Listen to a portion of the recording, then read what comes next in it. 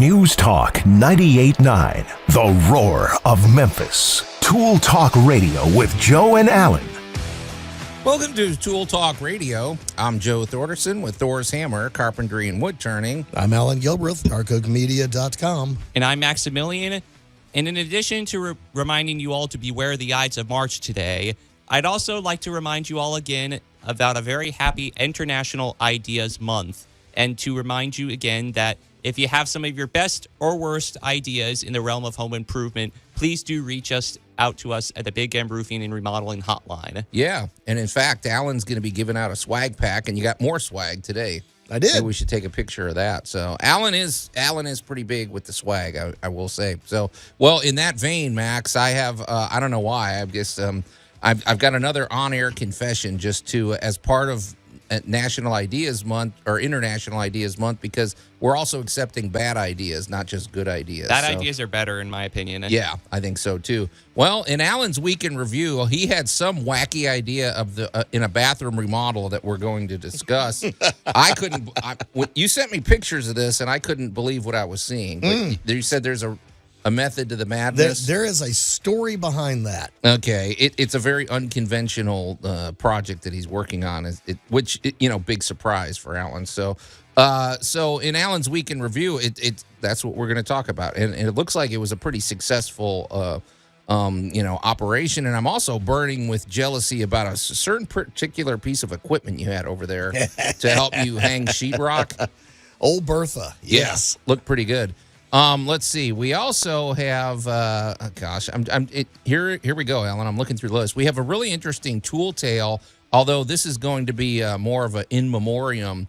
I fried another tool this week, Allan, and apparently you lost a beloved tool this week too, right? Finally, after decades, I lost one. So I'll stop there. It's time for your tools to cross the Rainbow Bridge. Yeah, it is. We're gonna pay our respects to that this morning. So also we haven't. Well, I'm looking at two things. We've got a design flaw. Well, we're gonna discuss this because in design flaws, I don't know that this is a total failure, but this is a drainage system that I feel is pretty obsolete. And you said at the time it came out, it was actually fairly functional, but whatever. We're going to, Okay, we'll dive into that. We got a lot more to get to.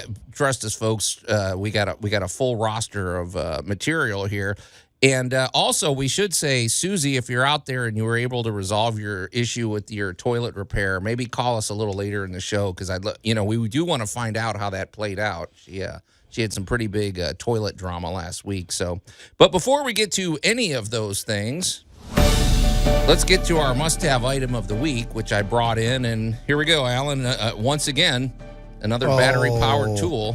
A battery-powered air compressor. One thing I'd like to note, Joe, you probably can't see it because the battery's holding it in place. If you look below where the battery connects, you'll actually see that it holds different nozzle options. Yeah, it's like a tire inflator, but it also has a thing if you want to pump up the football. And I never really knew I don't know what this other one is. Is it just make it an air compressor, that little pointy attachment, so you just hit that. So, well, I actually got this one for Max. And here's the problem with Max, Allan, and you've probably noticed this as well. For one thing, he's one of the most honest people that I know. He doesn't lie. He just says he tells the truth. Unfortunately, though, one of the other things that Max does is he's not great about revealing information. You basically have to drag it out of him or ask him, I'm right precise question. with my words. Because since I said, hey, Max, do you have a tire inflator? Because my bicycle tires are low and I want to, borrow it. Right. He goes, yes, I have one. You can have it, in fact. I said, wow, thanks, man, because it's the same battery pack that we use. Right. I took it home, and, of course, it doesn't work. He goes, you didn't ask me whether it worked or not. That's like that line from Pirates of the Caribbean with Barbossa where he's like, you said to let her go free. You never specified when or where. Yeah, but here's the thing, Allan. So what it is, folks, if you can imagine this, it's really small. It's cool. It's like it makes the compression sound. It's going da da da da da. You know, Right. It's got a little screen. It's got a plus sign and a minus sign. It's got a power button, and then it's got a start and stop button. Well, it's really cool. What you do is you preset. I can't remember what tires. I think it's 40 pounds per square inch, something like that. Smaller ones are 32. Some of the larger ones are 40 or 42. Mine's 35. Because you don't want to blow up a tire, Right. you know. So basically, you preset it. It goes, drrrr, and then it's full, and it's done in like less than a minute. It's pretty. Now, a car tire obviously is going to take longer, but if you're in a pinch, you're on the road, and maybe you developed a slow leak or something. And word of advice, as someone who's used it for multiple tires, don't use it for multiple tires all at once because it will overheat and stop the battery. Well, hopefully, yeah. I mean, I think in that situation, just go to the gas station and do it. Well, this is more. Take your time. This to me now, it's perfect for bicycles. It's perfect for your footballs. It's if you have it in the house and you want to pump up your basketball and everything. But I check can, the pressure first to make sure it's the right pressure. I cannot tell you the number of job site tire flats. Mm-hmm. You hit a nail. I mean, it's a fact of life. You drive through construction sites, job sites. Mm-hmm. Certain roads in Memphis are more infamous than others for basically road trash. And you hit a nail or you hit a screw. Okay, it may take 2 or 3 days for that tire to go flat.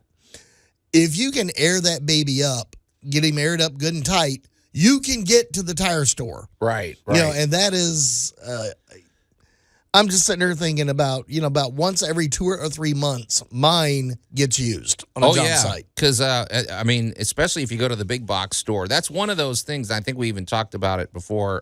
One of my pet peeves is when you go to the big box store and maybe somebody had a box of screws that broke open and they're just laying in the parking lot and they didn't pick them up. Well, maybe they didn't know it, but I always make a point. Even if I'm in a hurry, I always pick up the screws or nails and just get them out of the way because somebody's getting a flat. Somebody's getting in a tire. Yep. But it's also a good idea to keep one of those puncture repair kits because I've used that quite a bit. But the tire inflator, I mean, this thing works really well. And I guess I haven't tested the air compressor nozzle where you can make it blow out. What do you do? Just to blow some dust out of something? Or? No. I will actually tell you it will blow up party balloons fabulously. Oh, okay. Yeah, it looks like it might be good so for that's what something the like plastic thing is for. Yes. Balloons. I discovered that a few years ago, and it's like, when you're looking for somebody to help decorate and they have like 1,000 balloons to blow up, nobody wants to help. Oh, yeah. You just break that baby out and balloons full and... What's the PSI limit on a balloon? It's very low. It's very low. You fill those up really fast. Yeah. Okay. So there we go. That's our must-have item of the week. So I'm trying to decide here. I'm looking at this. Max, why don't we cue it up? Why don't we cue up our tool tales? So I don't think I gave you enough. I should have pointed at our little sign here. But Allan, this was a noteworthy week. That's a lot more appropriate than we had. Okay, well, here's the deal. If you've been a longtime listener of Tool Talk Radio, you know that I've been more or less brought into the world of battery powered tools, and but there was a beloved drill of mine that I had, Old Blue, that I had to have had that drill for over 20 years, and eventually it died trying to drill in. Now, of course, it's been through a lot. It's fallen off of 20-foot ladders. It's been overheated. It's been, it's drilled through concrete. It's seen me through some pretty big construction projects. Well, so I fried it trying to drill through some 2 by 14-inch beams, and whatever. So last summer. But so, Allan, okay, here's the deal. I was boring out, so I'm putting in some cabinet doors. Okay. And those wide, they're like, I don't know what they are. They're like 1 inch and 5/8. They're that big hole so that you can put those recessed hinges in them. The cam lock hinge. Yeah, the cam lock hinge. And so I was boring out these holes, and I was using my second battery-powered one because I burned out the other one last summer too. Right. And it fried it. It overheated. It's useless. It just sort of whimpered into its final throws and it's dead. Just gave up. Okay, but here's the deal, Alan. And then in the midst of it, so it's 3 drills down, but over there on the side is good old the Terminator, which is the impact one. Yes. Which is the ratcheting drill. That thing is not letting up at all. That thing is plowing through. It's surviving. He told you I'll be back. Yeah, I don't think the reason I couldn't use that in this situation is that it has a hex head. It doesn't have the adjustable chuck that you can put any around. It's an into. impact driver. But Yes. I don't know that I want anything but an impact driver anymore. But I mean, Well, to be perfectly honest with you, you can arrange for pretty much anything that will fit in a drill to have an impact driver back end. that's what I want. I mean, it's Oh, yeah. you can't kill these things, and it's and it drills better holes. I don't know. You've noticed that, right? Especially if you're boring a large hole, man. It's clean. It's nice. So They do a beautiful job. So we're going to talk a little bit about that, but then again, of course, Allan lost a beloved tool, and I think his loss is greater than mine. So we're going to commiserate when we come back here on Tool Talk Radio.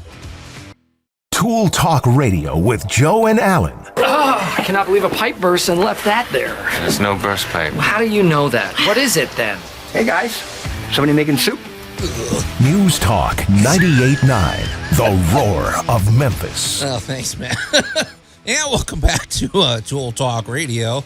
I'm Joe Thorderson with Thor's Hammer, Carpentry, and Wood Turning, here with my buddy Allan Gilbreth from darkoakmedia.com and the Breakfast Ruining Max over there behind the glass. Thanks, man. That was a pretty good... If you're just tuning in, hey, by the way, we should say, hey, we are not oblivious to what's going on outside. Boy, was it weird coming in to the studio. And it was definitely that whole calm before the storm because it wasn't raining when I got here. I was just waiting on the notification from the aliens that, they were getting ready to build a bypass through here. It looks pretty rough. So, folks, it's probably, we hope you're listening, but we hope you're not listening in your car because for the next 30 minutes or so, it's not a good time to be. Yeah. Not a good time. And we'll probably talk about some of that because I know some people lost power. Some people are having some issues from the storms, and they're not over yet. We'll tackle all of it. Believe us, it's on the roster. But before we get to that, we were discussing in our tool tales. It was really more of an in memoriam, and I've burned through a third drill. So now I got to go to the big box store today, Allan, and get another drill. And I have 2 drills. I have an impact drill, which, folks, if you don't know what that is, if you've ever driven by a car, like if you've ever driven by an auto mechanic shop where you hear that ratcheting, like da, da, da, da, da, da, da, it's got a compression. What is going on with that? Because, Allan, I'm telling you, man, that thing, you can't kill it. It is the most reliable drill. It gets through everything, and whatever that ratcheting action is, it seems to give it more power, but also it doesn't overheat. It makes it more resilient. So what is that? Because you just said it exactly. It is a ratchet. What you have is a 2 steps back, 3 steps forward. Okay. So what you're actually getting in that hammer drill is it's exactly what it's doing. It's hammering. Instead of applying consistent pressure, which is what a drill does. Yeah. So, you have your screwdriver bit or you have your drill bit in. That drill, most of your drills today have 2 settings. A torque setting, which is less speed, more muscle. So for moving a bolt or something like that, you got a torque setting. You click it back over onto the number 1, and now you have the speed setting, and it's much, much faster. But that is consistent pressure. And in the case of yesterday, I was working on a cinder block wall that was from, probably about 1905. Oh, boy. And, you're drilling and tight you're drilling and and you're drilling and you're drilling and you're drilling. And that consistent pressure just takes a while to get through. Yeah. What you get with a hammer or an impact drill is you get a stuttered action. And that stuttering also increases airflow, which reduces backed up heat. Yeah, because a regular drill, especially because I usually set it on the highest setting, right? Whenever there's resistance, it's putting pressure on the motor, and yes, the motor's overheating, and that's where that weird electrical smell is. And That's that if you, wine. If you Yeah. ever get that, folks, turn it off immediately Yeah. and go cool it off. But the only upside of this, Alan, is this drill. I only bought it like a year ago, and I've already killed it. But so I didn't develop an emotional attachment to it. You, on the other hand, lost a beloved tool this Oh, week, my and it sounds gosh. like you're already getting condolence texts. Oh my! Well, you teased it, and like the whole crew is already sending me condolences and RIPs because So everybody what was there. your loss All this right, week? well, back in 2000, I'm going to use a brand name because it's part of the story here. Okay. So back in 2007, a Japanese company was doing nickel cadmium batteries, NiCad batteries, and it was Ryobi's first entry into the battery world. And the tools they were making were blue. Mm-hmm. And for my birthday in 2007, I got the very first Ryobi blue battery powered power tool kit. Wow. So you got a Going back that reciprocating far, saw. holy You got a smokes. reciprocating saw. You got a drill. You got a circle saw. And of course, over the years, now for some reason, because I work with so many different teams of different levels of expertise, I spend That's a lot a nice of time. way of putting it. Well, I spend a lot of time working with people just getting into doing a job, right? Craftsmen down to grunt labor. And they don't always know what the tools are called. Right. So over the years, my tools wind up with names Mm. because, if I say, go grab me a 10-pound sledge, well, if you're not familiar with hammers, you may not know what a 10-pound sledge is. And it just kind of evolved that I'd say, go get Smack. And they would go pick up the biggest possible hammer and bring it to me. And I'd be like, that's Smack. There you go. All right. Well, over the years, when you ask somebody a question and it's an affirmative, it's the answer is Roger. Okay. Do you have the drill? Roger. Got it. Yeah. Yeah, it's an old military thing. Yeah. Well, so the drill so the circle saw wound up getting called Roger. Oh, okay. So, if you got that, the saw, Roger. And then after a while, everybody would just say, bring me Roger. Okay. Well, a few years later, I'm working with another crew, and one of the guys on it was one of these guys that uses the word darling. Oh, gosh, I'd punch that guy. And Okay. he's like, yeah, let me see that little darling over there. Let me see that little darling. Oh, I thought he called you. No. He's always talking about different, let me see that little darling laying there on the counter. He'd forget the name of something. Oh, so I got you. Okay. But I worked with him long enough that the saw wound up with the first and last name.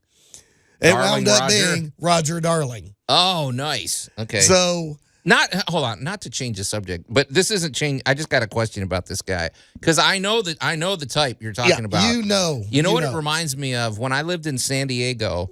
Okay, depending on your inflection, the word "dude" could mean oh, you're my best friend, or you're the biggest idiot I've ever met, or like that dude, you seriously or screwed up. dude, Yeah. or they're like I'm really impressed with what you just did, or whatever. I get the impression this darling. Yeah. You could say the same thing with Exactly. that, right? It's the multi-purpose D word. Well, dude and darling, because you're like, oh, that's a darling right there. You're like, yeah, I know, I screwed up. Move. Yeah. Okay. So Roger Darling has been with me since 2007 and has been referred to as Roger Darling for at least the last 5 to 7 years. Oh boy. And I mean, come on, this is just a cheap little bitty circle saw. This was anything grand. It was part of a kit. This thing lasted a long time, and it hasn't actually fully died. Oh, that's the problem because now you're going to want But now it's kind of limping along. So it's kind of like, well, we're going to have a service. There'll be a viewing. How about an obituary? This Do you have show a final right here place is of rest kind in your garage? This is kind of his sermon right here about it. So, Okay. you do get attached to your tools. As the old rule goes, take care of your tools take care of you. You got a favorite hammer, you always make sure you get your hammer back. You got a favorite saw, you always make sure they're clean, you make sure they're oiled. And, my favorite tools are tools I've rescued. found on jobs that may be over 100 years old. Tool hospice. Yes. We're going to have a few parting thoughts about this because this speaks right to the heart of forming an emotional bond with your tools, which it sounds like Allan has. I and, just hear the song from Waking Red Divine, fill for me the parting exactly. glass. So we'll have some parting thoughts about that when we come back here on Tool Talk Radio. Tool Talk Radio with Joe and Allan. This is glue. Strong stuff. News Talk 98.9, the roar of Memphis. And welcome back to Tool Talk Radio. I'm Joe Thorderson with Thor's Hammer, Carpentry and Wood Turning, here with my buddy Allan Gilbreth from darkoakmedia.com and our pal Max over there behind the glass. And if you're just tuning in, you should know that we are in the middle of paying tribute to one of Allan's. We both lost tools this week. Mine wasn't all that tragic of a loss because I hadn't even formed any kind of. Yours was a greenhorn. His was a legend. Yeah, exactly. I lost a drill that I've owned for probably less than a year, and so it was an inconvenience. It was not the end of the world. Right. You, on the other hand, lost a beloved circular saw. Bertha, or no, I'm sorry, no, Bertha's your drywall lift. Yep. Roger Darling. Roger Darling. First and last name. So Allan's going to be having a memorial service in his garage this coming week, and people are going to get together because a lot of people on the job site have used this circular saw, and they're going to share stories about some of their favorite cross cuts they've made, and they do. They will. Some of the all the plywood they've ripped with Roger. And everything like there's that, even the legend of the time I put the blade on backwards and cut tin roofing. Oh, that trick. Yeah, I've done. Poor little old Roger. He had a magnificent run. Okay. What can I say? Yeah, and the texts are pouring in of condolence and well, sympathy. I find it hilarious. The minute you said something, my phone began kind of blowing up, and I have several of them that say "Rest in peace, Roger Darling." There you go. So, Yep. You get attached to your tools, ladies and gentlemen. At least you should. Well, a good set of tools is, it's reliable. You ask any auto mechanic, you don't lose their favorite wrench. You're in for it. Well, Max, I know you love to get philosophical, and I know you love to overthink things too. But it occurred to me the connection we form with our tools, and even like our vehicles and things like that. I don't think it's unlike the connection you form with a person. So here's a scenario, perfect scenario with my vehicle. My vehicle has got. My goal is to get to over 300,000 miles on this vehicle. Okay. Although probably say something like 100,000 because I'm getting close. I'm in the 250s right now. Okay. So anyway, this vehicle went from something I just had and I drove the vehicle to something that I'm like, when can I get rid of this and get a better, a better truck, to the point now where it crossed a threshold because as it occurred to me, I'm like, as old as this thing is and as long as I've owned it, I've had really very few problems when I think about it. You have a battery or something, big deal, And then now I form this bond where I don't want to ever get another truck. Like when I have to give this truck up. Well, I think it's not unlike people. You form friendships based on going through trials together and based on, this person had my back at a difficult time. That reminds me of that episode of Home Improvement where Tim was talking about a tool, but he was actually talking about his wife. He does that all the time. Actually, it's pretty clever. They do some pretty clever, subtle things. Well, I know you'll be shocked to learn my truck has been named by my work crews. Right. Well, there you go. It's Darth Dakota. Yeah, because you drive a pure black truck. A black truck, and it is a Sith conveyance device, yes. But if you're out there and you understand where we're coming from, if you formed emotional bonds with basically an inanimate object, let us know. Get in touch with us at the Big M Roofing and Remodeling Hotline, 901-683-0989.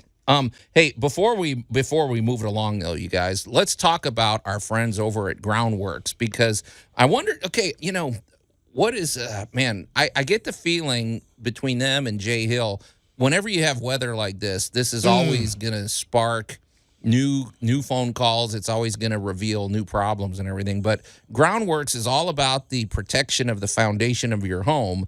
And now you may say, well, I have a basement or I have a crawl space. I don't have a foundation. They tackle it all because Yes. all of those things, they are all about basically what holds your home, holds your home up and holds it together. And the problem is when it comes to foundation issues, sometimes these symptoms don't seem obvious. Like you might have a bunch of ants that congregate in this one corner of the house, or you might have a very odd smell, or you might have a floorboard that every time you walk on this one area, it's creaking, or cracks over the doorway, or you've seen this, cracks on the fireplace. Oh my gosh, yes. Stair step cracks. Well, a lot of that could be because of your foundation. And foundation issues are nothing to play games with. You really want to take care of those, and you want to be proactive with your foundation problems. And the good news is it's not, well, for one thing, here's some good news. The good news is the consultation is free. Yes. Okay, that's always great. You're getting the best experts in the field to come out to your home and discuss the problem for free. Well, that's a huge deal. But also, foundation issues aren't always, it's not always a huge problem. Sometimes it's more along the lines of you just need to fix your drainage, or you have to do, maybe you have to reinforce this one beam under your crawl space. But regardless, you need expertise to help you diagnose the problem. And there's nobody better than our friends at Groundworks. They'll come out. It's a free consultation, and they'll let you know the situation. And then you can start to plan on how to fix it. So get in touch with them. You can call them. Go to their website. Go to groundworks.com and book your free inspection today. Well, it's really howling out there, Allan. The lights just flickered a second ago. So let's talk about what should we be thinking about here? In the midst of this storm.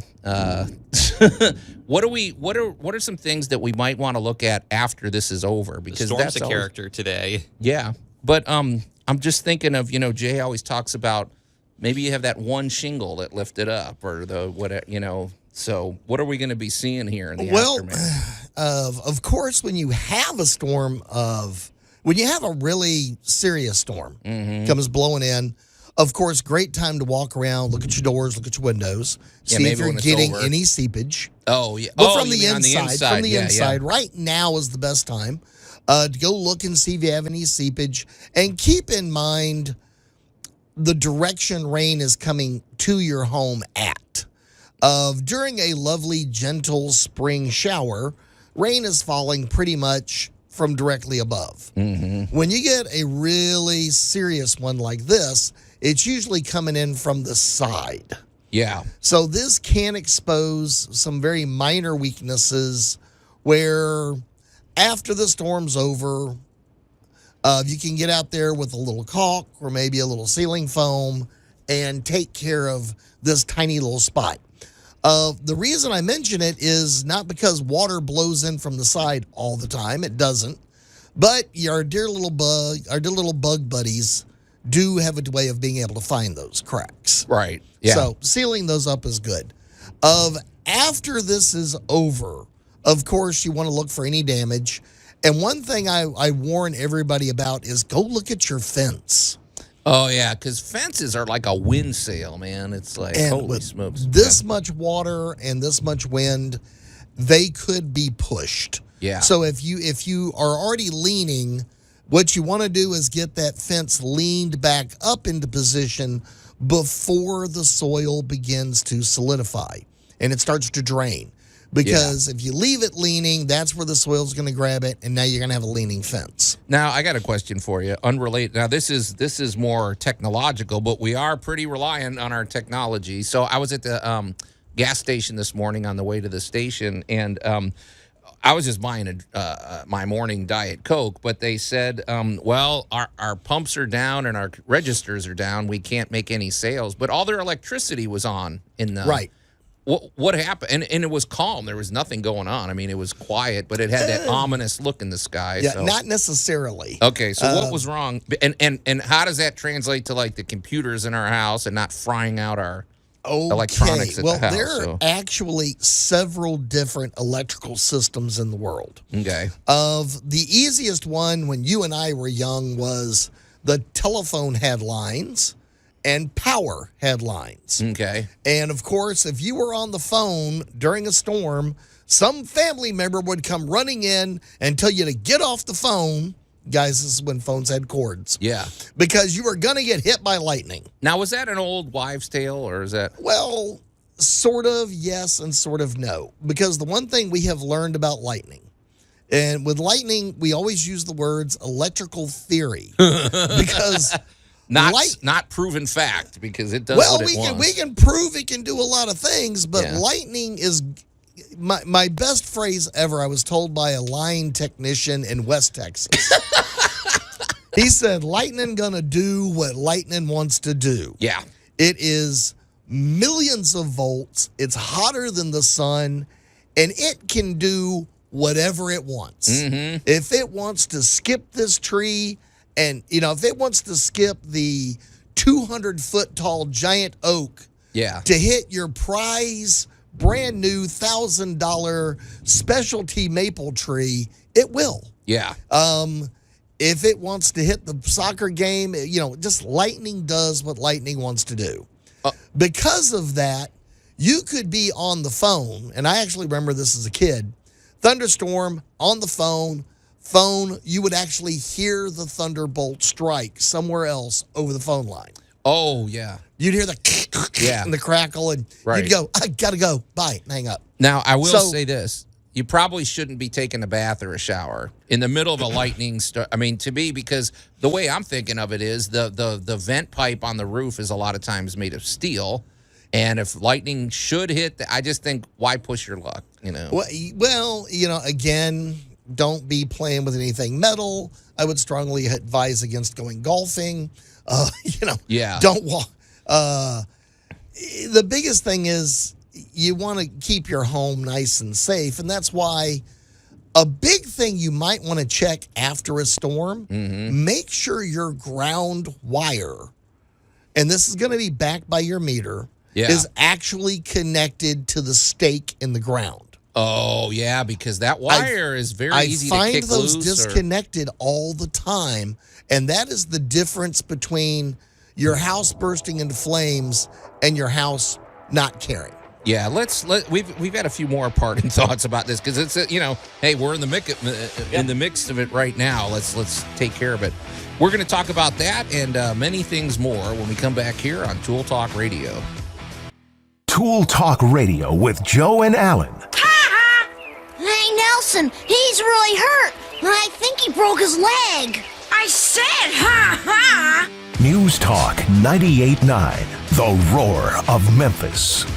And we'll come back to Tool Talk Radio, everybody. I'm Joe Thorderson with Thor's Hammer, Carpentry and Wood Turning, here with my buddy Allan Gilbreth from darkoakmedia.com and our pal Max over there behind the glass. And if you're just tuning in, it's right now. Hey, this is live radio. We are in the middle of it. I can hear that thunder rolling across the outside.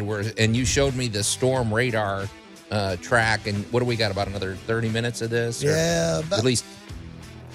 About 9:30. By 10 o'clock, we should be out of the worst stuff. Yeah. Well, we hope everybody's hunkering in, and check on your neighbors afterward. Make sure everybody's okay, and hopefully no trees or anything, fall and everything. But we were talking about just some of the things you want to pay attention to after the fact, because sometimes what'll happen is, you get some damage and you're not going to notice it till the next storm comes along. But I did have a question, Allan. In the event that somebody maybe has a computer or they have some high-end electronics and they don't have a circuit breaker, don't you think you should unplug it at the moment? I mean, what happens? Okay, is that a myth too? I mean, well, because I wouldn't want my $5,000 computer getting fried because of a lightning strike or something. So, all right. Well, generally, if the equipment is off, okay, you're in pretty good shape. However, if it is connected to the wall, there is a direct connection. So let's say the tree in the backyard gets hit, then different things plugged into different sockets in the home could also get hit. Right. Okay. And this is how a power transformer goes out, is not necessarily that lightning hits the transformer, but lightning hits somewhere close, hits the pole, hits a tree nearby, maybe contacts the ground nearby, and overloads it. And next thing you know, boom, boom, out go the lights in the neighborhood. The other problem is these days we have a lot of fiber optic cables run everywhere. Now, this doesn't mean electricity is flowing through it. It's generally light, but it all goes into some kind of router. Okay. Yes. And this is where it gets interesting. Your email or your text, all right, Joe, you and I are what? 6 feet away from each other. Yeah. So. Okay, well, I don't know who carries your phone carrier. You don't know who carries mine. But if I reach over and send you a text, it does not go from my phone to yours. Right. Where does it go? Outer space? And then it goes to a relay station, to a cable station. And depending upon how many hops or bumps it's got to go through, it might go to space and back before it gets to your phone. Now, every junction along the way, there is some form of transmitter or router deciding how and where these data bits go. When you have a good, serious storm like this is how come we're in Memphis, and let's just say people in Nashville, Little Rock, and Jackson, Mississippi are not getting rain. Right. But lightning strikes some of the main routers or strikes in the area around some of the main routers in Memphis. That can actually affect service in Nashville. Sure. Or Jackson or Little Rock or definitely, of course, here in Memphis. So we are a very interconnected web of these things. And this is how come even on a beautiful sunshiny day, something can happen to your power. Yeah. Hey, Allan, before we move along, because we got a lot to get to today, but before the break, we were talking about the your lightning rod in the ground and how easy it is to overlook that. I mean, I've seen where grass overgrows it or the wire is dangling lawnmower from hit it, something. Yeah. And people may not realize what that is because it looks so simple. It almost looks like some primal thing that doesn't belong there. But it looks dumb. Yeah. Really, it does. It's but kind what of like, is? Yeah. What's it doing? What does it look like? Where can people find it around their house? All right, so walking around your house, you're going to have some form of how you pay for your electricity. So you're going to have a smart terminal. You're going to have a meter they've changed over the years, but you do have a interface someplace between the outside electrical world and your home. Right. At that interface, somewhere close to it, you're going to see just this gnarly looking metal cable, and it's going to should be connected to, it just basically looks like a stake in the ground. Yeah. And you may have run that over with your lawnmower and broke the blade, so you slammed it with a sledgehammer to get it out of the way. But this thing is one of the most critical inventions ever. Thank you, Benjamin Franklin. He invented, I know we've all heard the kite story, right? Yeah. But the actual real story is he invented the lightning rod. Yeah. And this is tied to the grounding of your home so that any excess electricity siphons off to the ground. Yeah. There you go. This is so important to keeping your house safe, especially in stormy weather. Yeah, so make sure nobody messes with it. Make sure, because some of them I've seen, they have like a Phillips head little band that attaches to it or something. Just make sure it's connected. That's all we're talking about. It's a 2-second check. And of course, take a quick look at your roof. Yeah. Are you missing shingles? That's your number one thing. Did you get water in the house? Do you have a stain on the ceiling? Yeah. But if you didn't, take a look at that roof. And if you are missing too many shingles, or if you think you've got a problem, you just think you got a problem, I'm going to throw in, call our good buddy Jay Hill and have him come out and take a look for you. And I'm going to say, call him first. Yeah. Yeah, because exactly. We've talked about it 1,000 times, but after big storms like this, insurance companies are going to be slammed. Everybody's trying to get something fixed. Your fence got blown over. The doghouse is now 3 houses away. make your calls, get in line, and be ready. Yeah. Yep. Well, we have just enough time to set this up, so let's hit it, Max. Oh, the humanity. Jeez. Okay. And if you're wondering what that blood curdling sound was, that wasn't lightning striking your radio. That was It was a goat. But Allan, let's talk about what you did this week, and I hope you'll talk specifically about that bizarre bathroom setup that you did. Oh, I guess we didn't have as much time to set it up as I thought. Well, stay tuned, everybody. Hour one of Tool Talk Radio is in the can, but when we come back, man, we got a full roster, including finding out what Allan did this week. News Talk 98.9, The Roar of Memphis. Tool Talk Radio with Joe and Allan. And welcome back to Tool Talk Radio, everybody. I'm Joe Thorderson with Thor's Hammer, Carpentry and Wood Turning, here with my buddy Allan Gilbreth from darkoakmedia.com and our pal Max over there behind the glass. And just a reminder, too, that Tool Talk Radio is brought to you by our friends at Groundworks. Boy, if you have any issues with your foundation, and they don't always reveal themselves exactly the way, that you might think, contact Groundworks. Go to groundworks.com and schedule your free appointment today.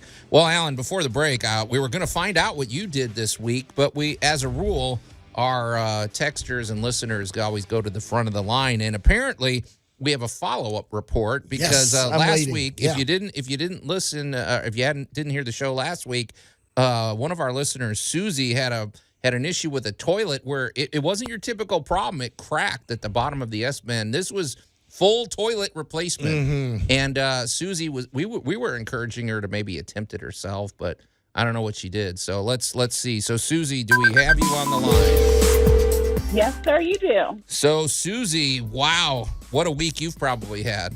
And oh, yes.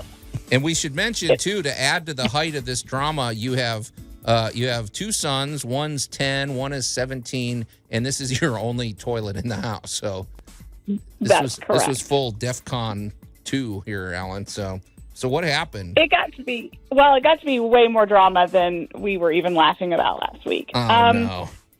So after I got the phone with you, I went over to the big box store, got me an American Standard Champion toilet, like middle of the road toilet. Okay. And it can fit in a Volkswagen Beetle, by the way. I told you it could. Yeah. Just drop the top. So yeah. Yes. So got it home, and I had put in a liability claim or a claim with my homeowner's what's it called? The warranty. Right. And I should have known. I mean, I knew it was going to be denied, but I didn't really give it much thought. So the plumber showed up around 1 that afternoon, and sorry, Susie, just to clarify, are we talking Saturday? Because the one thing we were saying is I personally suggested, I said, since there's a crack on the toilet, you might temporarily be able to just use that super duper rubber tape and seal it up and then call the plumber on Monday. But you just went for it. You got him there on Saturday. I did. By the time I got back with the Flex Seal tape, the basin was empty. Okay. So, and so I just went on and put it in and asked, go ahead and send somebody out. So the plumber got here, and he walked in with an attitude. He did not want to be there. And I told him, because he said, what's wrong with the toilet? It's leaking. And I said, well, it's got a crack in it. It's going to have to be replaced. And he looked me dead in my face and said, I don't feel like replacing a toilet today. Really? And I said, well, I don't feel like paying for one today, but here I am. Wow. What? Yeah. What is wrong with this? Okay. I was already a little ticked off just by that. And then he argued with me about how far away Chattanooga is from Memphis, where my son lives. It was just ridiculous. He was ridiculous. So I was ready to punch him in the throat, but I needed a toilet. So I told him I had the toilet already, that all I needed it was to be changed out. Yeah. So he went and looked at it, and he came out and said, it was going to be $200. I said, okay, fine. Yeah. No problem. So he goes back, and it's a tiny little bathroom, and he came back out and was complaining about those bolts being rusted. So he told me he was going to charge me $250. And I thought, oh, here we go. And Okay. I said, okay. So by this time, I'd gotten an email from the home warranty place that my claim was denied. Yeah. And so I just said, I need a toilet. Go on and do it. So we went back there and started messing with it. When he came back out to go get something out of his truck, he told me he was running into problems, and now it was going to be $325. What problems was he running into? I didn't ask. I can't use that word. I was angry by that point. Yeah. And ready to just tell him to get out of my house. I would have. So, he went back in, finished up, acted like he was so proud of himself for being done with it. And when I went in to look, you guys, he used black sealant all around the toilet. Okay. Black. There's about 5 red flags, but keep going, Susie. Let's hear it. You're talking about at the base by the floor and the. Okay. Yes. And it wasn't just around the toilet. It was all over my bath mat and all over my bathtub and all over the brand new toilet. It was everywhere and on the floor. And so I asked him, why did you use black? Why would you use black? This man looked me straight in the face and said this with a straight face and said, oh, the black sealant is stronger adhesive. That's all he had in the truck is what it really was. So, okay. And I looked at him. I said, you really don't expect me to believe that, do you? Oh, wow. And he just kind of shrugged his shoulders. And I wish I could imitate his. So he sounded like the dad on Despicable Me. That's what he sounded like when he spoke. So I had a hard time understanding him in the first place. Okay. So I was He furious. sounded like Gru. Oh my gosh. Yes, he sounded like Gru. Yes. So Susie, go ahead. Sorry. I promise I'm not kidding. This is all real. I promise. Oh my gosh. So he then he wanted to charge me an extra $100 to take the toilet away. And I said, I'm not doing that. You can put it at the curb. Yeah. I had him put it at the curb with the box. Yeah. Then he came back in, and I guess he had given me so many different numbers, he forgot how much he told me. So then he told me $225, and I could not Venmo that man fast enough to get him out of my house and out of my life. Awesome. Wow. Awesome. Okay. I Venmoed him the $225. As he left, he told me to call him if it leaked. And I said, well, how will I know if it's leaking? It's sealed all the way around. And he didn't answer that, and he left. Well, he also told me not to use the toilet for 6 hours because it needed to set. So that night, when I go to use the toilet, not only did I have a rocking chair, but the tank also rocked forward or backwards. So I texted him and said, hey, this toilet is rocking. And he said, yeah, I tried not to change out. Is it flange? Is that the right word? Flange? The flange, yes. He said, I tried not to change out the flange, but it's going to have to be changed out. I'll charge you $250 to do that. And I can't repeat on the radio what I texted back to him. Okay. So I talked to my next door neighbor about it, and she has a buddy that has a company, and they came out Thursday to see what was going on with the toilet. And the plumber came out. Well, first he laughed when he saw the sealant all around the toilet. But he said there was no flange at all. Okay. So the guy man, either he took it with him to go get more money. Yeah. He either took it with him to get more money, or he broke it and didn't say anything. He broke it. Yeah, so he broke it. The new he probably plumber over-tightened right out. Go ahead. Yeah. and he fixed everything. It's nice and stable and does not have sealant all the way around it. And that one cost me $325 to get it completely redone. Properly. So I'm about $750 into this now with the toilet and the materials that I bought and having to have 2 different plumbers. Yeah, Susie, can I just ask, and we're not naming names because, we don't want to get sued, but did this first guy, was he just like a chuck in his truck kind of guy, or did he work for a company? Because I doubt he worked for any kind of company. That's a good question. Because the Choice Warranty sent out an email with the name of the company that was coming out. So I got the name of the company, and I, of course, know his name. And when I Googled the name of the company afterwards so I could leave a review, the Angry Mom thing, I could not find it anywhere. Okay. So I did call the home warranty people back and just said, listen, you guys don't need to use this plumber anymore. This is what he did. I mean, he totally took advantage of the situation, and I was furious. And of course, the home warranty people were like, they don't care. They just promised that if I had ever had any more issues, they wouldn't send him out. I said, don't worry, I will not call you for any more issues ever again.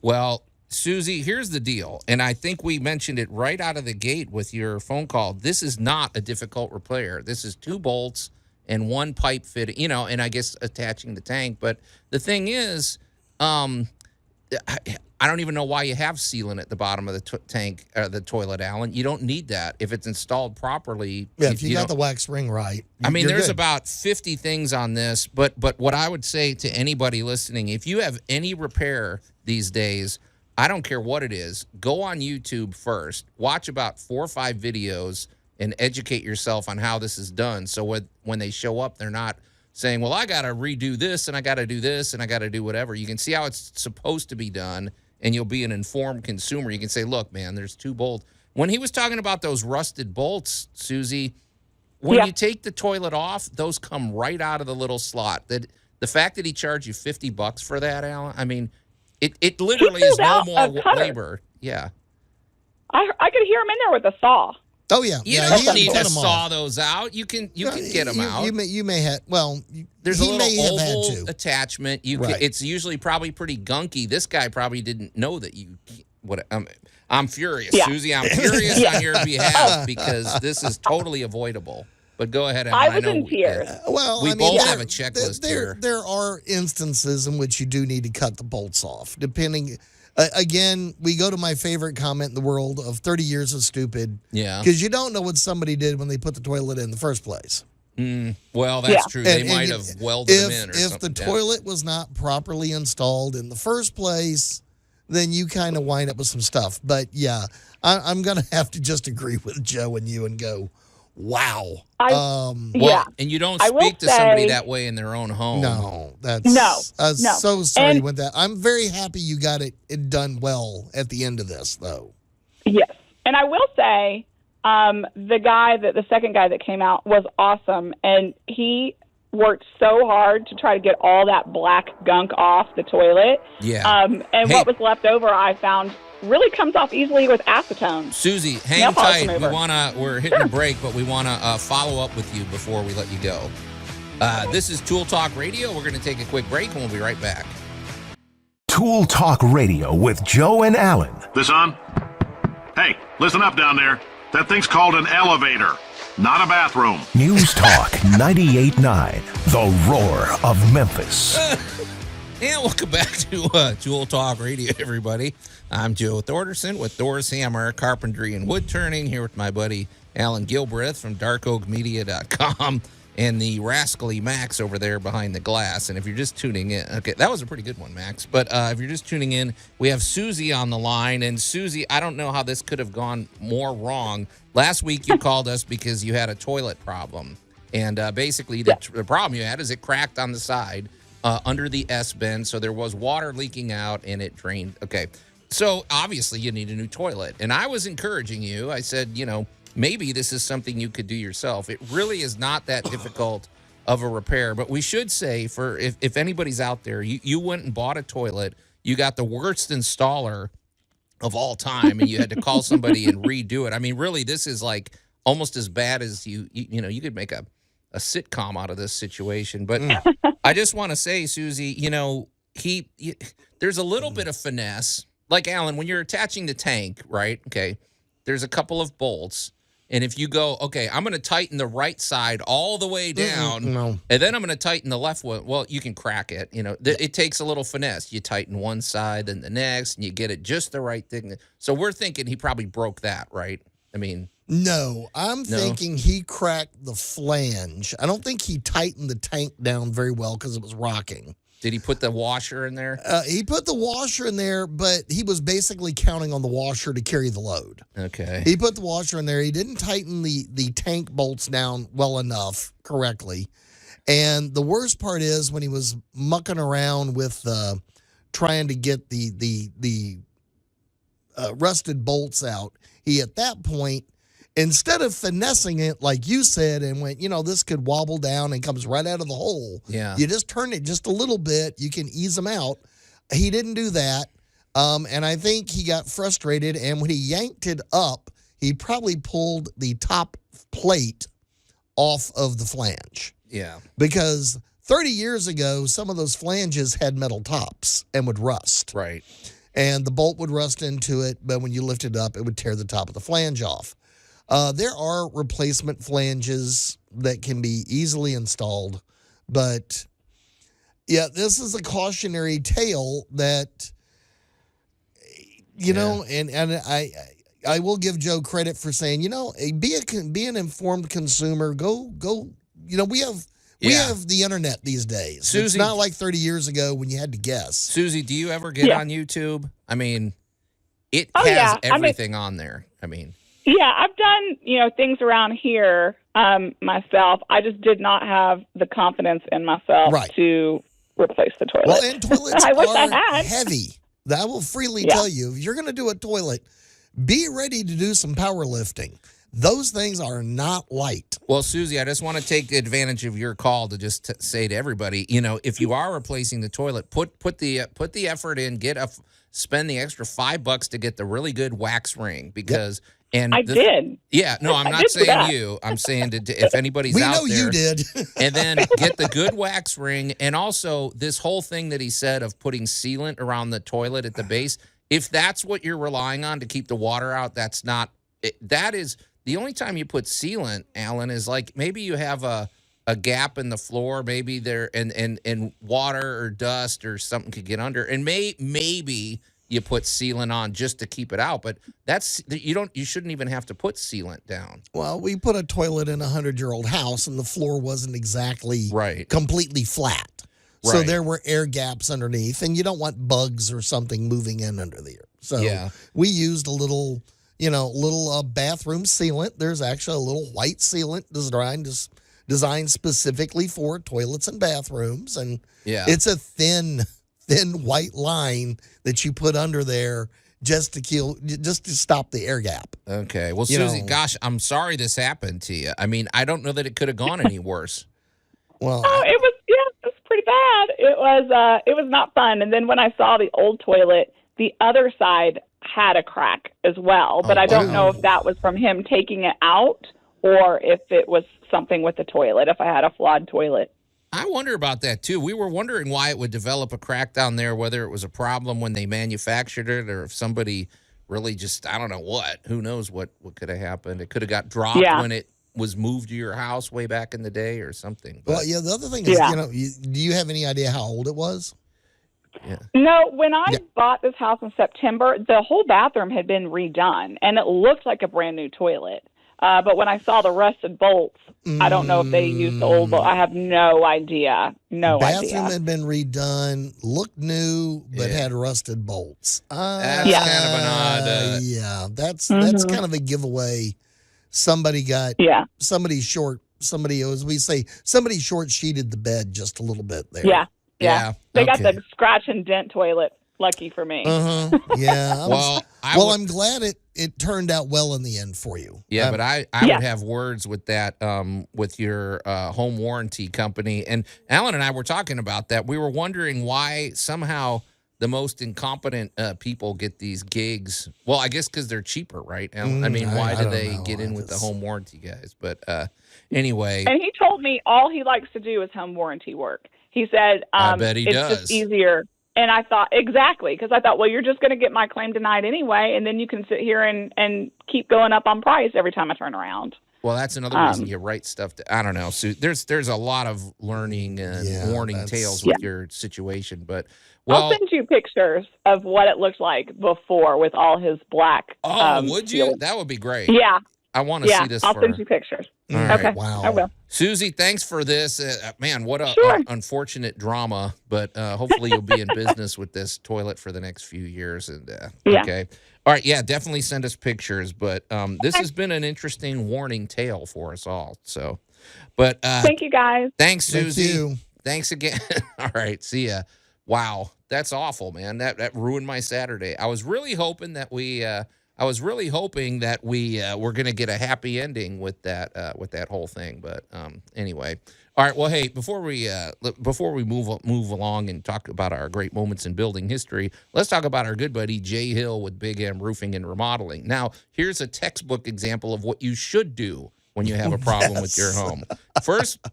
The first person you call, Jay Hill with Big M Roofing and Remodeling. He handles roofing, siding, gutters, windows from top to bottom, and all interior remodeling except kitchens, well, and bathrooms. But everything else is fair game. He's all about the protection of your home and quality installations. Jay is he's always 5 stars with the Better Business Bureau. When it comes to roofing, he's a GAF Master Elite installer. He's also a former insurance agent, which is going to come in handy after this storm. If you have any issues with your that you think may be covered by your homeowner's insurance, give Jay a call. He has the expertise to help you navigate this whole claims process. And boy, I really wish Jay could have helped Susie out with this situation, but but Jay always encourages you to call him directly as well. You can reach him at 901-484-5645 and go to his website, bigmroofingandremodeling.com. All right, well, when we come back with our great moments in building history, in our continuing series of the history of great building materials, we're going to talk about the structure of arches. Tool Talk Radio with Joe and Allan. Can't find my checkbook. Hope you don't mind I pay you in change. News Talk 98.9, the roar of Memphis. And welcome back to Tool Talk Radio, everybody. I'm Joe Thorderson with Thor's Hammer, Carpentry and Wood Turning, here with my buddy Allan Gilbreth from darkoakmedia.com and our pal Max over there behind the glass. And just a reminder, boy, when these storms are over, you better do a little inspection of your foundation. Make sure all of your, make sure the basement and everything's tight in your home. And if you have any concerns, get in touch with our good friends over at Groundworks. Go to groundworks.com. Well, Allan, we gotta tighten up our act here because we've been a little bit disjointed because of these storms. I mean, they were literally rolling through. The lights flickered here in the studio, but our big 100,000 watt transmitter is still going. So, but also we're getting a follow-up report from Susie, and I'm just really ticked off about this whole experience she had. So I hope, Susie, if nothing else, something good will come out of your tale of woe that you shared with us earlier. But also, Allan, a little later, we better circle back and find out what you did this week, because it was actually pretty good. But before we get to any of those things, let's shift gears and stay on track. Great moments in building history. Boy, this really is appropriate for the Ides of March. Oh, yeah. The Ides of March. Storm, Susie, Well, this. Exactly. So last week we teased this because we didn't have a chance to get to it, but in our ongoing series we're doing like sort of a little subset of great moments in building history, and we're calling this the history of great building materials. We've talked about marble, we've talked about the I-beam, we've talked about tempered glass. This isn't technically a material, but we don't care.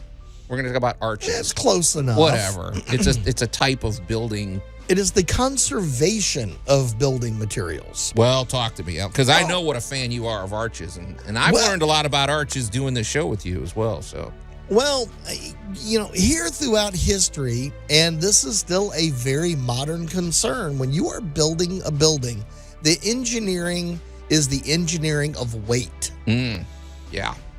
You can't How just much make does it, this stuff weigh? Right. There's only so much you can do versus the weight versus the flexibility of the building. And that is a big thing. When people, we look at buildings and we love to think of them as stable structures. Mm-hmm. Fact is, they're not. Everything's moving. It moves, it contracts, it shrinks. So, I mean, way back, even before the Romans, we go all the way back into Mesopotamia. I mean, we're at the almost the birth of building. Mm-hmm. And and I always have to wonder, I would love to have been there. I was kind of turned into a Mel Brooks skit at this moment when I go, I'd love to have been there for the first two guys that just had this idea and went, wait, I got an idea. I was thinking the exact same I thing got an because idea. it doesn't look like it should even work. An arch, especially those brick arches that you see where they go up, and then there's that keystone in the middle. One little rock. That does not little look like brick. right. One little, and you look at this huge structure, and the killer thing is we're looking at the same arch from the same wall 4,000 years later, and it's still standing.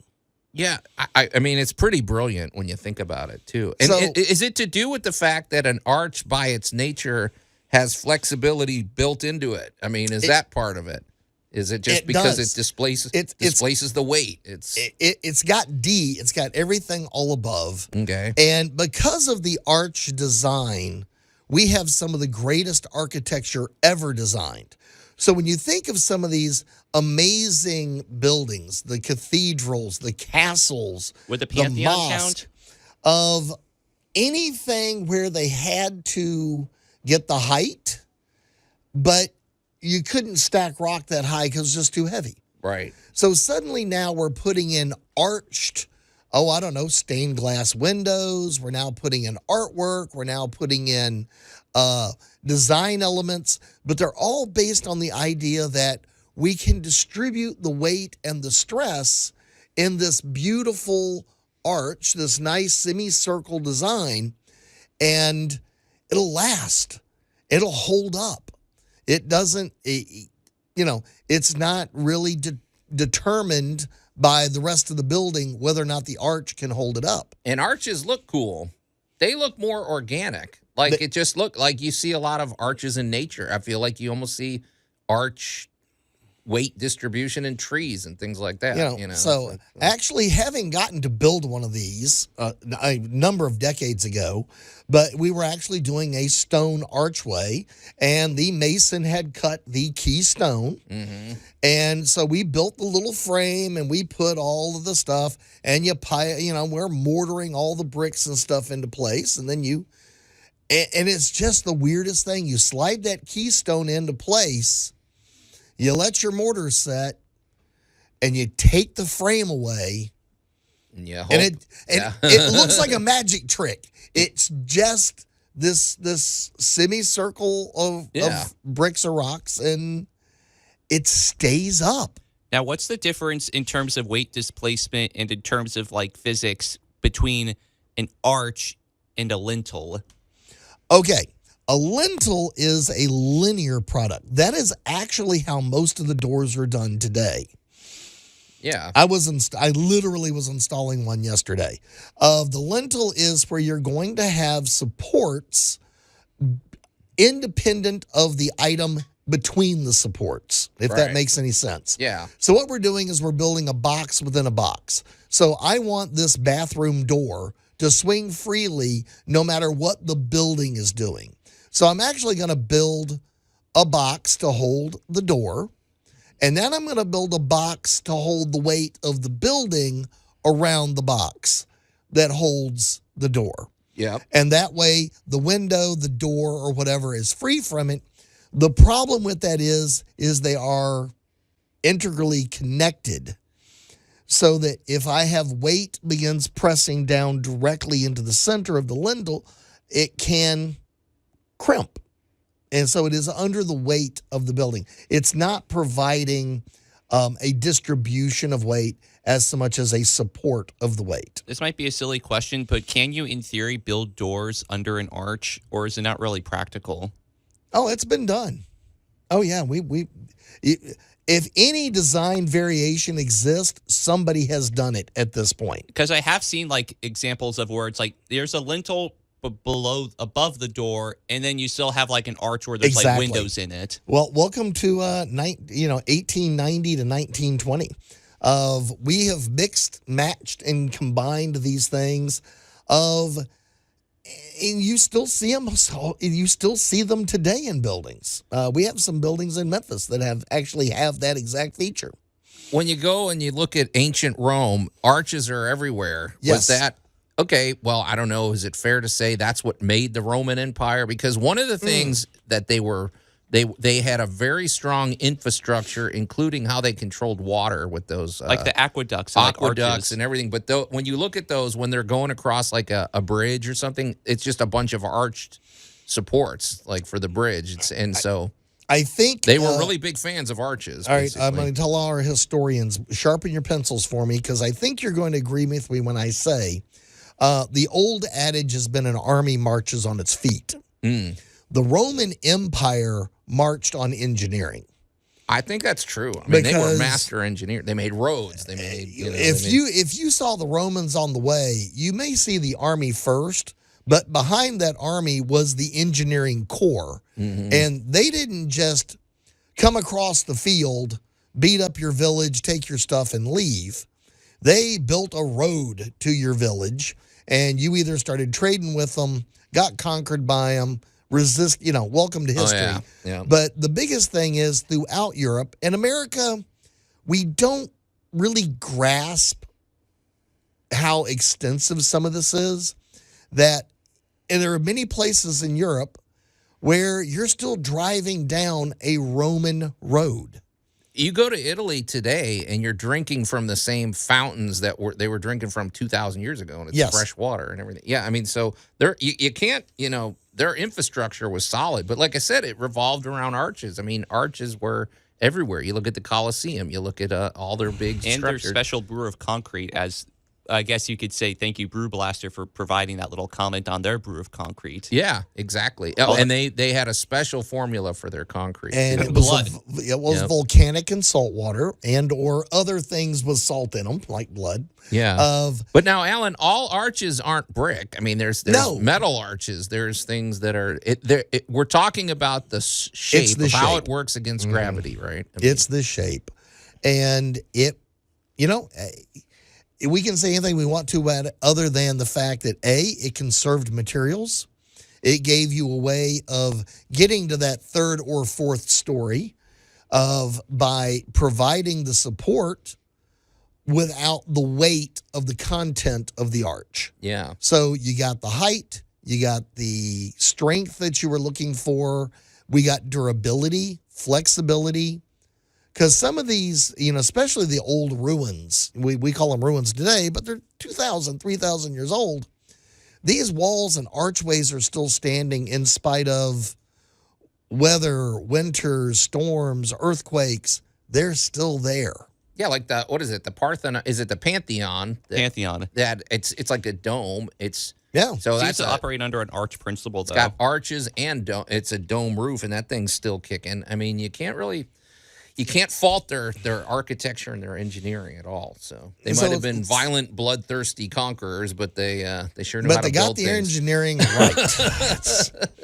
So, welcome to the arch. And the reason we wanted to mention this is, especially in the backyard now, because everybody wants to live outside for the next few months. Sure. There are reasons why there are a lot of arches in your garden. Yeah. They support a lot of weight. So if you want to do a grape arbor, if you want to do pergolas, you want to do all of these outside elements, keep an arch in mind. Well, there we go. So that was our salute to a great building material, although it's technically, let's just call it an engineering feat in our great moments in building history. But when we come back, we're going to circle back. We hadn't forgotten, and we're going to find out more about what Allan did this week. Tool Talk Radio with Joe and Allan. This is the best day I've ever spent in a government building, and luckily my son was here to share it with me. He now has that satisfied look that only comes with the pride of labor. Or he pooped. Either way, well done, John. News Talk 98.9, the roar of Memphis. There's a lot to unpack there that we're not going to dive into. And welcome back to Tool Talk Radio, everybody.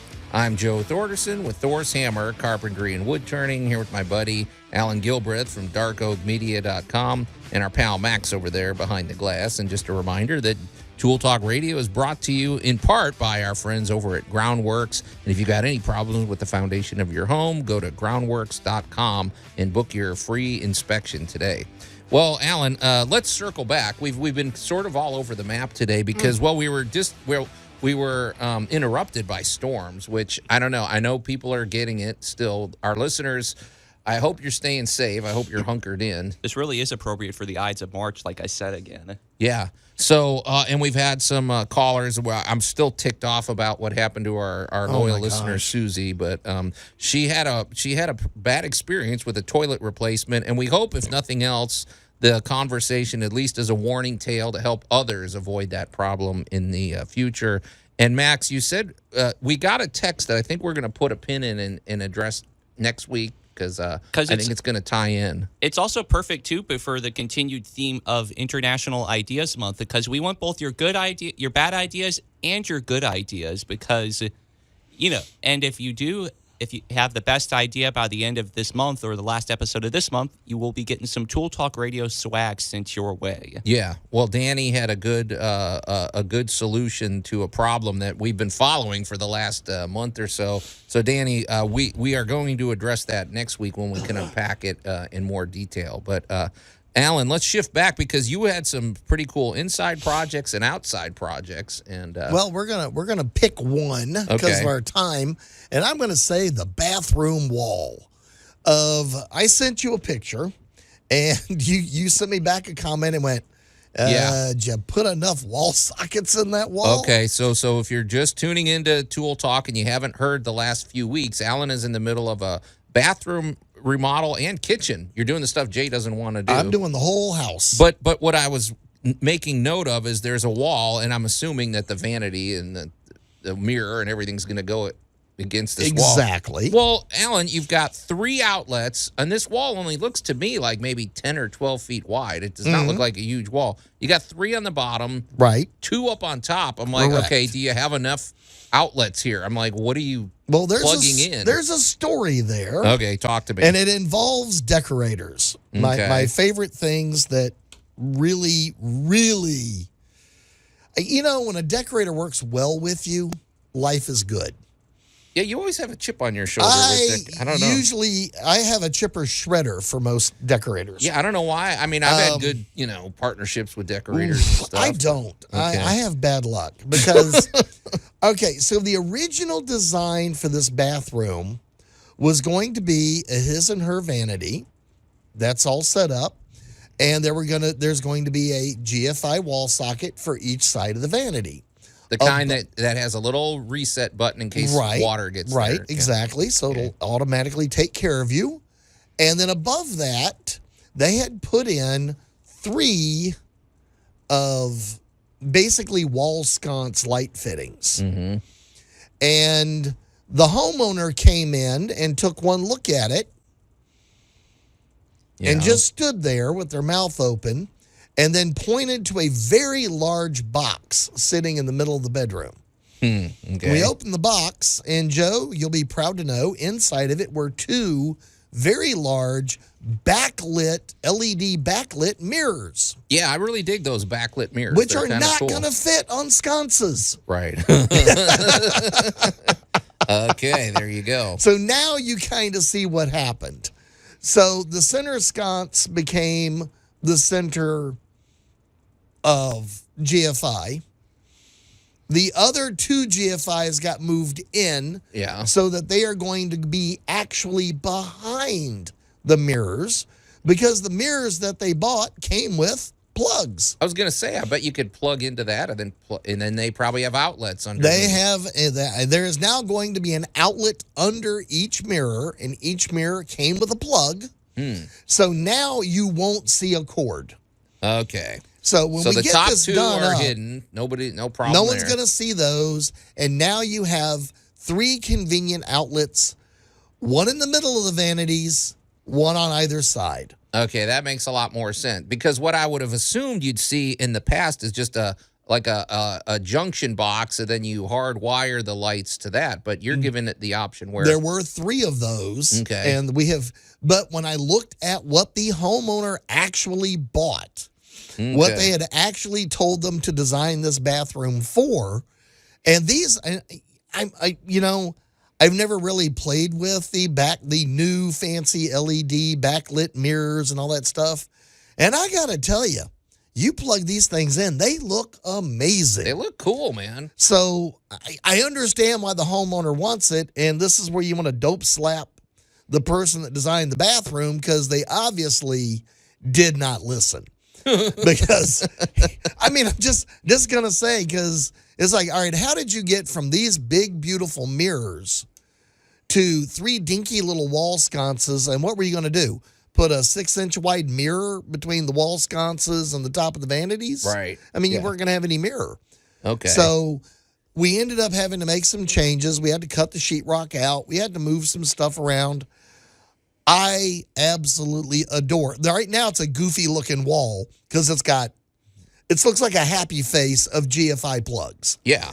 And now when we get the mirrors hung, you'll see the finished picture. It is, when that vanity goes in and those mirrors get hung, this is going to look so good. No, it makes a lot of sense. It was the lower 3 makes sense because it looks to me like they'll be just above countertop height. Exactly. And so you can plug in your blow dryer and your whatever else. Or your phone charger. Or your phone charger. So the stuff you need, you'll have plenty of power for there at the vanity. Okay, that sounds good. So that was my big wall. So I'm excited about that. And this was one of those where everybody was kind of gnashing their teeth and pulling their hair, and I'm like, you know what? Chill and be groovy.